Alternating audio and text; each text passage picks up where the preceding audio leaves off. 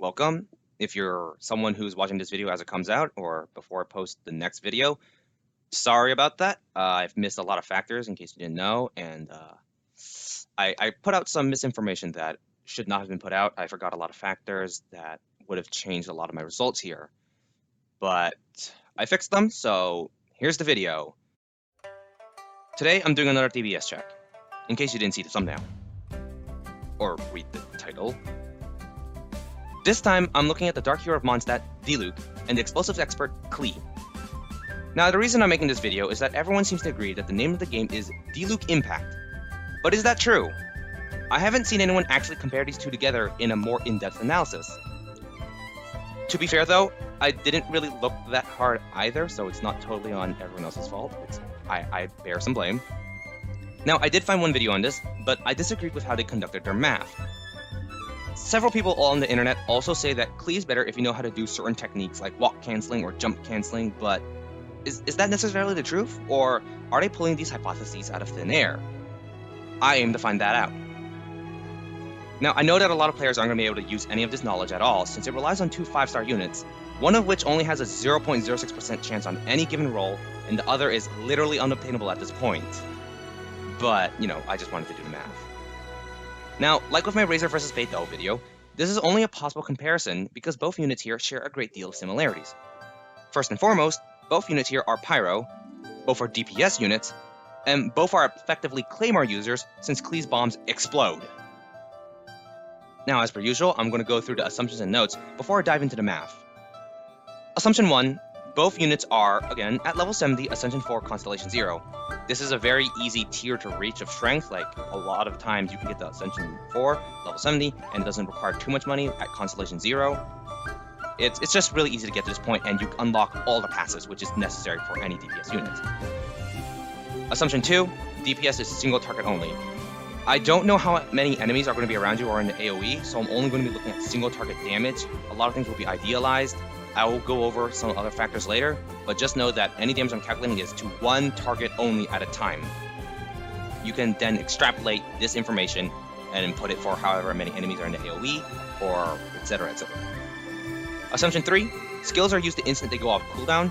This isn't too far of an assumption since neither unit here really has any setup involving their skill. Some units like Ningguang have to use their skill, then burst, or she'll lose a lot of damage. Diluc and Klee can just press E whenever they want, or tab, or whatever button you use. Assumption 4, bursts always have enough energy to be used off cooldown. Also not too far-fetched, but it can be difficult without enough energy recharge. And finally, as a note, DPS is, again, calculated as damage percent per second, shortened to DPPS, because the attack stat of each character is going to change depending on how lucky you are with artifacts and if you have any gacha weapons. If you have a Wolf's Gravestone, your Diluc is going to be automatically better than Klee. It doesn't matter what math I do here, if you have Wolf's Gravestone, your Diluc is better than Klee. Unless your Klee also has a 5-star weapon that is comparable to Wolf's Gravestone, but I'd have to do that math later. That's actually it for the assumptions and notes. Since the Razor vs. Beidou video, I have refined the technique I use to calculate DPS, so I don't want anyone to compare the DPPS between Razor and Beidou to Diluc or Klee, because the Razor and Beidou video lacked certain factors like animation times put in. I do want to mention that the majority of my data points actually originate from other people, because I don't actually own Klee or Diluc. Specifically, I went to Lose Gaming, whose frame data on Diluc and Klee were integral to my own calculations. Now, you may be wondering to yourself, wait, I watched that video, why does Zoob need to make one? Well, first off, I disagree with I Went to Lose's methodology. He only looked at optimizing each unit, specifically each unit's burst damage, or highest damage dealt in a short time frame, not the unit's actual burst skill. He also didn't factor in skill cooldown, so while in his video Klee seemed much better, this could also have been due to Klee having 2 charges on her elemental skill that she drops at the beginning of every fight. He also ignored Ascension stats, which are incredibly important when it comes down to base damage dealt, especially for something like Diluc, who gains crit on his Ascension stats. And finally, he ignored passive talents, which typically change a unit's entire playstyle, like with Diluc's passive 2 or Klee's passive 1. However, I still would like to thank I Win to Lose for their massive data tables recording the damage dealt, and far more importantly, animation times, which I've ignored up till now.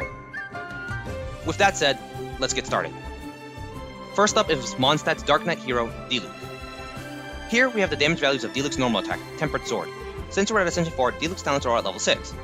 Adding up the damage values, we get a total of 596% damage dealt over the entire rotation period of 3.62 seconds for a damage percent per second of 164.64. Next, we have Diluc's Elemental Skill, Searing Onslaught. Again, talent level 6, and adding them all up gets us a total value of 449%. Now, normally I would just divide this value by the cooldown of this skill, but this skill actually has a combo associated with it. Instead of just spamming the skill, you can actually weave in 2 normal attacks after each use of the skill, which results in this combo. This total combo gives us 1,220% damage dealt over a time period of 6.87 seconds for a damage percent per second of 177.58. Finally, we have Diluc's Elemental Burst, Dawn. At level 6, and assuming that the damage over time is dealt about 4 times each use, we get a total of 908%. The entire animation of this burst takes about 2.57 seconds, so for the burst alone, we have a damage percent per second of 353.3% per second. Also, for 8 seconds after using this burst, Diluc's normal attacks become pyro attacks, and this will become important later on. Now we just add all of the values, right? Wrong. There are still a few things that we need to calculate. The most important one is animation time. Each of Diluc's talents has a cooldown and an animation time, with the exception of his normal attack, which has no cooldown. His elemental skill has a cooldown of 10 seconds, and his burst has a cooldown of 12 seconds. The animation time for the normal attack rotation is 3.62 seconds. The entire skill normal attack combo thing he has an animation time of 6.87 seconds, and the burst takes 2.57 seconds to complete. Now, taking these numbers, we can find the most optimal talent rotation. Given Diluc's incredibly simple kit, we just need to cram as many attacks as possible within his burst cooldown, since his burst has the highest damage percent per second value.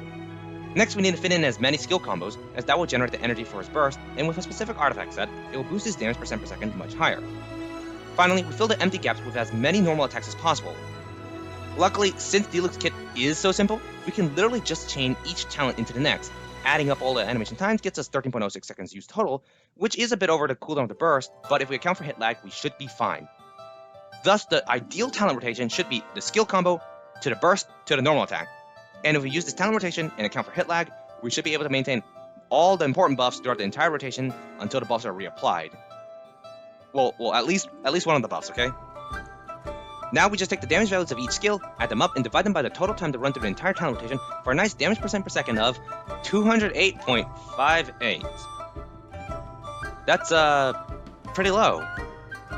And that's of course only because I haven't factored in Diluc's passives. Now, as with all characters, Diluc does have 2 combat passives, but we're only going to focus on the second one, Blessing of Phoenix, because his first passive only affects his charge attacks, and stamina is a limited resource that you can't just keep spamming, so it doesn't become a very accurate source of damage. This passive talent grants Diluc a 20% power damage bonus for 12 seconds every time he uses his burst, as well as increases the power enchantment on his normal attacks to 12 seconds as well.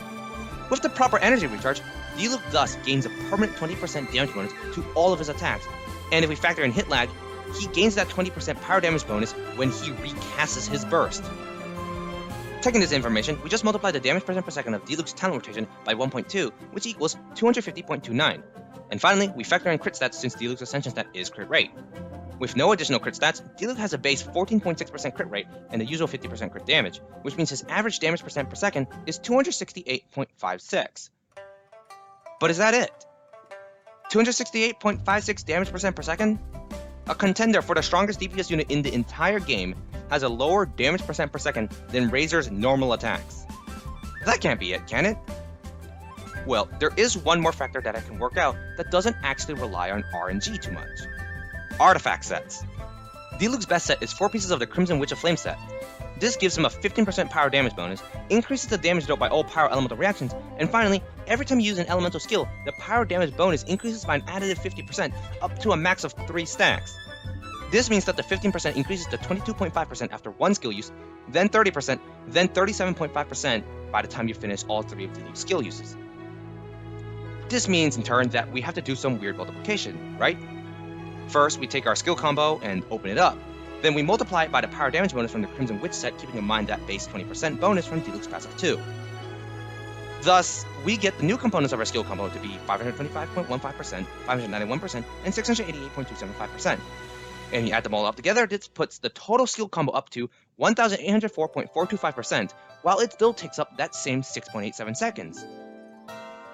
At least, that's what it would be on the first rotation. The Crimson Witch passive actually remains active the entire duration of Diluc's skill rotation because every use of his skill refreshes the duration, which means that the total damage should just be the entire base damage of 1,220 times the total pyro damage bonus for a total damage of 1,921.5%. and it still takes up that same 6.87 seconds to go through. Now we just have to factor in the 3 stack bonus for the burst usage, so we take the base damage of the burst and multiply it by 1.575, and then do the same for the normal attack rotation, again multiply by 1.575. So the burst with the Crimson Witch set becomes 1,430.1% total, while the normal attack, when enchanted by Diluc's passive 2, and with the Crimson Witch set, now deals 938.7% of his total attack. Now we just plug these numbers back into our total talent rotation and add them up to get a total of 4,290.3%. Then we account for crit to get 4,603.49%, and finally we divide by 13.06 seconds to get 352.49 damage percent per second. And that's pretty much it for updated Diluc. Again, I want to stress that these numbers can't really be compared to my previous video comparing Razor and Bay though, as that one ran on its own assumptions that differ vastly from Diluc's own assumptions. But in case you wanted, again, here is the updated spreadsheet for Diluc. It was actually pretty difficult to calculate a lot of Diluc's multipliers because of Crimson Witch's passive on its 4-piece set, until someone came along and was like, did you know that Crimson Witch actually stays active because it refreshes? Also, the timing for Diluc's normal attacks is his total attack time and doesn't include dash canceling. This is because for these calculations, I decided that due to stamina being a limited resource, especially in places like Abyss Floor 12, you can only realistically dash cancel like 5 times, I want to say, before you run out of stamina. I personally believe that it's wiser to save your stamina for dodging rather than canceling, because a lot of the Abyss stuff and a lot of bosses, if you're out of stamina and a boss or a heavy hitter is about to hit you and you can't dodge, you're just going to die on the spot. Or if you have to do something like an Abyss 12, like especially Abyss 12-3, where the Fatui members can summon the Ice Claw, you have to dodge to get out of that. You have to use a dash in order to dodge it, and if you don't have stamina, especially with the crowd debuff going around, you're not going to be able to escape that easily. So, that's just me personally. If you want to dash cancel, Diluc's damage goes up. But I don't have the numbers for that in this particular video. So yeah, that pretty much wraps up this break time. So let's move on to Klee's stats, and I'm going to speed up again. Klee's normal attack, Kaboom, is a bit of a strange case due to our passive one, Pounding Surprise. This passive grants Klee a 50% chance to get an explosive spark whenever she deals damage with a normal attack or her elemental skill. Now, this explosive spark allows Klee to use a 0 stamina charged attack that deals 50% extra damage. At the same time, of course, Klee's first attack does far more damage than her second, so if you walk cancel or jump cancel perfectly, you will actually deal a bit more damage than going through Klee's entire attack cycle. However, it does take a good deal of patience and practice to be able to utilize the walk or jump cancel perfectly, so I'm going to go through the average Klee user's damage. Effectively then, the normal attack combo will just be 3 normal attacks, followed by a boosted charge attack, for a total of 644.4%. The charge attack damage is 330 and not 220 because of that passive 1 bonus. Now, this entire attack combo takes about 3.58 seconds total, so keep that in mind for when we add everything up together. The next step is to calculate the damage dealt by Klee's skill, Jumpy Dumpty. This is actually incredibly easy. The first thing to note is that Klee's skill hits 3 times, so we take the level 6 damage and multiply by 3 first. Then, various sources say that about 4 of Klee's mines will hit an enemy out of the 8, so we take the mine damage and multiply by 4. This puts Klee's skill damage at 582.6% per use. It takes about 1.13 seconds for Klee to use her skill. However, we do have to keep in mind that Klee can store up to 2 charges of her skill, and that it takes 20 seconds for another charge to form, so these are all numbers that we have to keep in mind for, again, when we add everything up. Of course, finally, we have Klee's Elemental Burst, Sparks and Splash. As you can see here, the max total damage is plainly listed as 1,194%. What's not plainly listed is the time it takes to use this burst, which is 2.37 seconds, as well as the cooldown of the skill at 15 seconds long. Also, I want to point out that Sparks and Splash creates lasers that shoot a bunch of enemies, so there's going to be some factors outside of Klee herself that can definitely influence how much damage this does, but I'll go over that later. Now we have to find out the optimal talent rotation for Klee, given each talent's cooldown and animation time. To get a good estimate of a drawn-out fight, I decided to use 60 seconds as my baseline here, since it's divisible by the cooldowns of both Klee's skill and burst. Given that, we will be able to use Klee's burst 4 times and her skill also 4 times, since she does have that 2 charges at the start of every fight.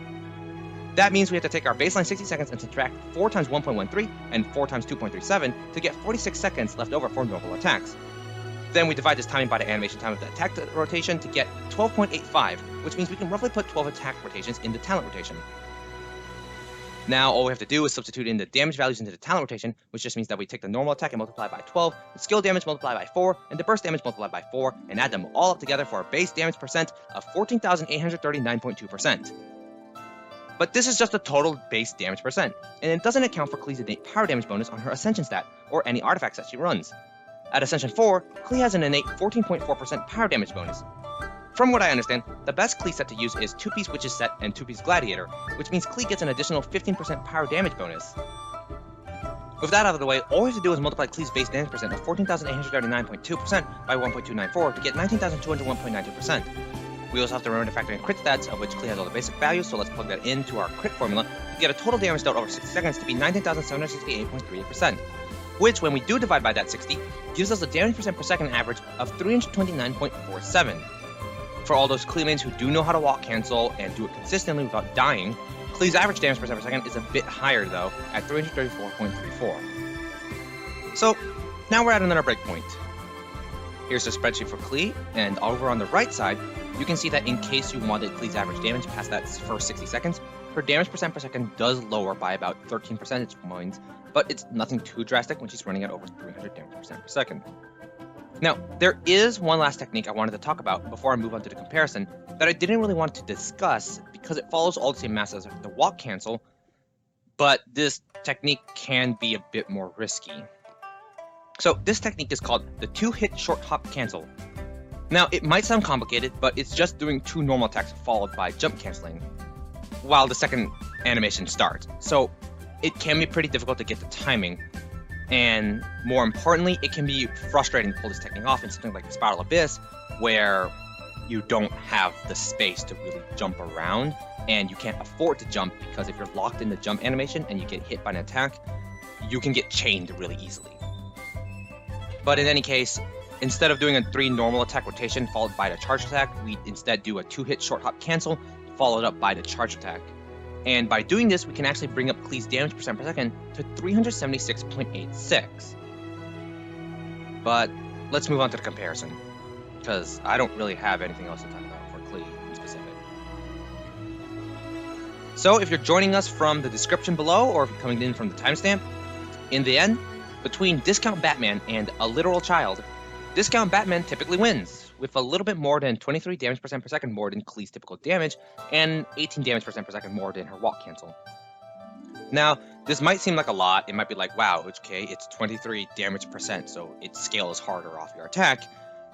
This actually just means that Klee needs 7% more attack than Diluc in order to begin to outdamage him if she uses her normal attack rotation, or 5.4% more attack to outdamage him if she walk cancels. Neither of these two are actually that hard to pull off though, because with the artifact sets I detailed, Klee uses the 2-piece Crimson Wedge set and 2-piece Gladiator set, which grants her that plus 18% attack bonus. However, that's only if you can get 2 good pieces of Gladiator, and bosses don't typically like to drop that for me. Now, there is something else I want to point out that may surprise you, unless you watched the whole video up to this point. And this surprise is that there's a certain technique that Klee can do that only the most devoted to Klee will actually do. It's known as the 2-hit short hop cancel. Effectively, instead of using your normal attack 3 times and using a charge attack, Klee uses 2 normal attacks, but animation cancels the second attack so as to not waste any time. Using this technique, Klee's damage percent per second actually skyrockets to 376.86, and now reigns supreme. Of course, this isn't exactly easy to do. I Win to Lose Gaming says it's actually easier to do this than walk canceling, but I don't actually own Klee. I can't say how easy or hard it is to do, and it might depend on the person. Some people will be able to do this really easily, whereas some people will be like, yeah, I can't really do all this like fine motor stuff, and that's okay. But if you can do this, you should be able to better out DPS Diluc, or at least do more damage, because I also decided to do some fun stuff. I put these 2 units' most absolute ideal phases together, and I maxed out all their more RNG elements. So for Diluc, I now assume that he can hit every single hit of his burst DOT, and I assume that all of Klee's mines hit the same enemy. Both of which are entirely possible to do, but they can be very difficult to consistently pull off. For Diluc, his burst, depending on the size of the enemies he's fighting, he might get 4 DOT hits, and he might get 8 hits. It really depends. Like, if you're fighting the slimes of the Abyss, you're going to get 4 DOT hits, and you're going to miss the explosion damage. It won't hit them at all. But if you're fighting things like Hilichurls, he'll sweep them all up, and they'll all explode at the end of 8 DOT hits. It's incredibly random as far as I can tell. But here we're assuming that everything hits all the time. Using these constraints, Diluc will now deal 391.14 damage percent per second, and Klee will only deal 350.57 damage percent per second. That is with her normal attack. If you use her 2-hit short hop cancel, she actually deals 392.7 damage percent per second, which means her ideal Klee is better than ideal Diluc. But again, this is ideal, so I actually have to say that Diluc is the better DPS, at least in a vacuum, because it's definitely easier to pull off all 8 hits of his DOT than it is for Klee to get every single mine to explode on the right enemy, as well as learn how to 2-hit short hop cancel, as well as getting her burst lasers to hit the right target. She has a lot of RNG involved, and that all puts her weaker than Diluc because he's more consistent. So that's all well and good, but it doesn't end here.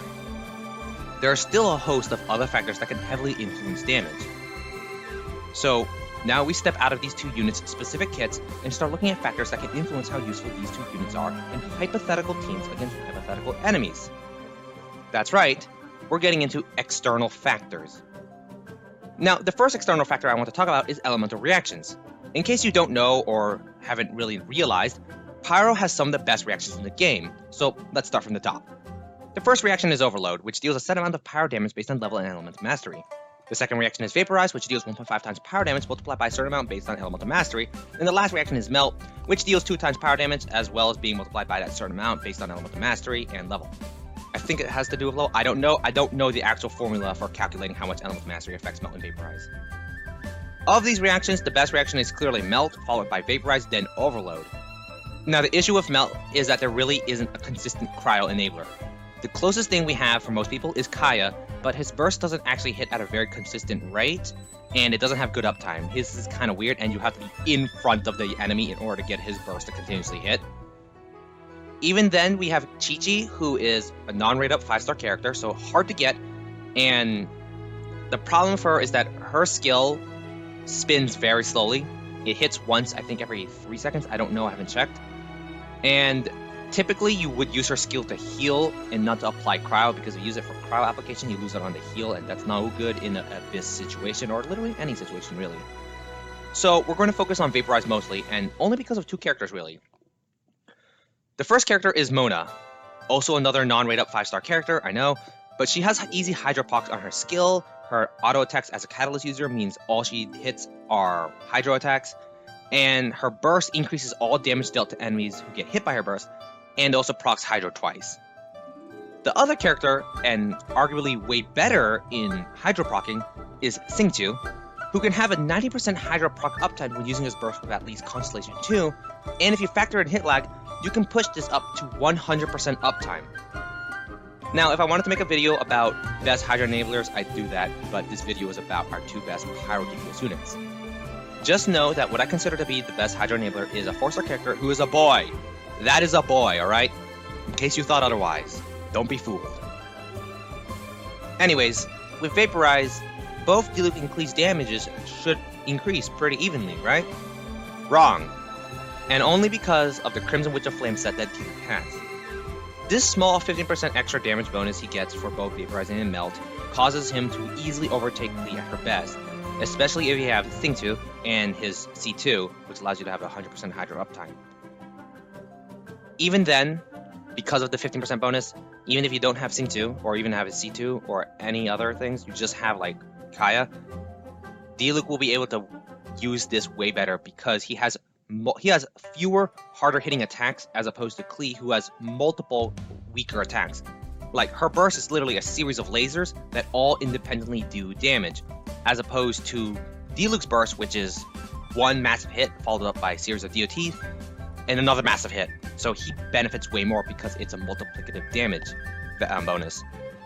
So Diluc actually benefits way more from elemental reactions than Klee does. Again, with the exception of Xingqiu, because his burst allows you to hit a lot of Hydra, so you basically have 100% Hydra uptime. But again, you need him and maybe a C2 to really use it, and then Crimson Witch of Flames. Get it? Diluc is better with elemental reactions.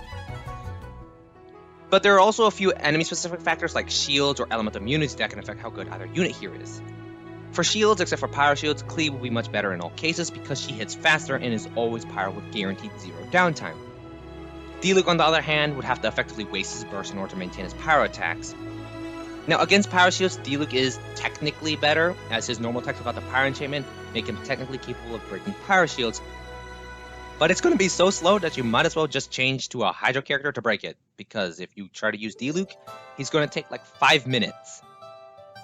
For elemental immune enemies like pyro slimes or certain domains with a pyro enchantment for the enemies, Klee is completely useless. She's not going to do any damage, so Diluc again would technically be better.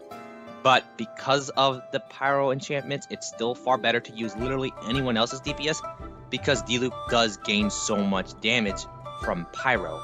If you're just using his normal attacks, he's not going to do enough damage to kill these things, especially in a time-constrained environment like Abyss or against certain bosses. Another important factor, though, is the environment you're fighting in. If you're fighting against a ton of enemies, Diluc is going to be so much stronger, as his AoE is way larger than Klee's. So places like Abyss 12-1 and 12-2, Diluc will be able to hit a lot more enemies with his burst, while Klee's burst would start to target random enemies, and due to the size of her burst, it's not guaranteed that the burst will hit the specific target that she wants to hit, especially in Abyss where enemies start to have auras and you want to kill the aura enemy first, and Klee's burst is like, yeah, but there's a Hilichurl over here. So Diluc would be far better in multiple mob situations. At worst case, Klee's burst damage to a specific target would get quartered, assuming each enemy is about like 90 degrees off from her position if she's in the middle of a group. So she is going to lose a lot of damage. On the flip side though, Diluc loses a lot of his burst damage against enemies with high resistance to interruption, like on floor 9-3 with the Geovishap and the Lava Churl, or the two Ruin Guards that you fight, or floor 12-3 of Abyss, where Fatui members like to hang around. Against these heavyweight enemies, Klee will vastly overpower Diluc because his burst won't even be able to hit close to maximum DOT, and it will also miss that final explosion damage. He's going to be able to hit like that beginning, I think it was like 236% damage of his burst, and maybe 3 DOT, and that's it. Because the high resistance to interruption does not allow his burst to carry these units with him and deal repeated damage. So a lot of these enemies are like the Fatui members I talked about, Ruin Mechs, the Minotaurs and Friends. I'm not sure if Minotaurs actually, but I know Lava Trolls are definitely immune to that. And every single boss, Klee will do more damage. Also considering that these enemies tend to work either alone or in small groups, but if they have a lot of minions, then Klee will start to suffer because now she's not attacking these big units and she's attacking all the small Hilichurls. So it's a give and take, really.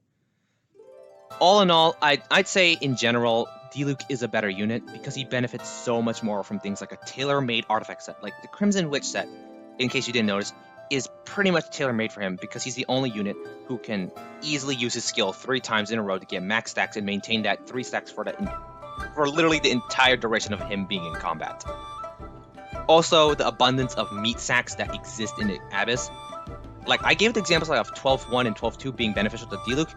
It's not just 12-1 and 12-2. There are a lot of floors that are just fight a ton of slimes, or fight a ton of Hilichurls, or treasure hoarders, or whatever you have, where Diluc's burst is just going to have that massive damage, that bigger AoE, and he can easily wipe the entire floor, whereas Klee is going to have to take care of small pockets at a time.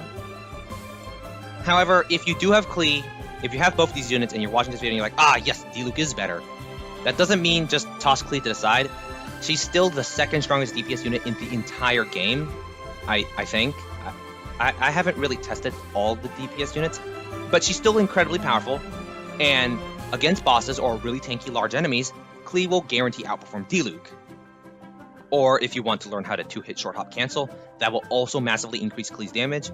I wouldn't say it's enough to trump Diluc's overwhelming AoE wipeouts, but she will definitely hold her own way better if you know how to do the 2-hit jump cancel technique. And that's about it. I think I covered everything I wanted to talk about for these two characters. Again, play who you want. Both units here will delete everything that moves.